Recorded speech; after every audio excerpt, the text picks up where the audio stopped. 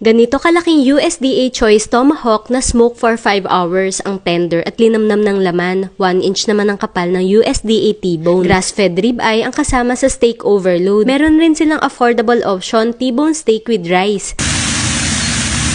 Dito sa Escobar Steakhouse along Maginhawa, may oras talaga na punuan sila. Ilalagay ko yung ibang branches nila sa comment section. Dapat advance order dito sa Tomahawk at least 1 day before. Smoke for 5 hours kaya nanunuot yung flavor sa loob. 1.4 kg ang timbang nito. Premium yung lasa talaga.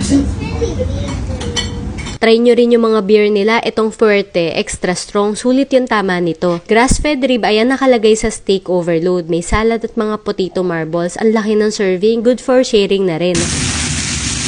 Light and flavored beer ang Sabrosa. Lasa mo yung mga berries, smooth yung lasa. 1 inch ang kapal nitong USDA T-bone kaya marerequest mo yung gusto mong doneness. Pero meron ding affordable, mas manipis ang T-bone for only 223 pesos with rice na. Pinortner ko ang USDA T-bone sa steak rice platter. Good for 4 to 5 packs. Big serving. May slices of steak din. Malasa. Kanin pa lang, ulam na. Ang rich at roasted yung lasa nitong klasiko. Kung mag-order ng affordable T-bone steak, mag-extra order ka na rin ng truffle pasta. Hindi nakakabitin yung lasa ng truffle at maraming parmesan cheese. Talagang affordable premium steak experience dito. Happy tummy everyone!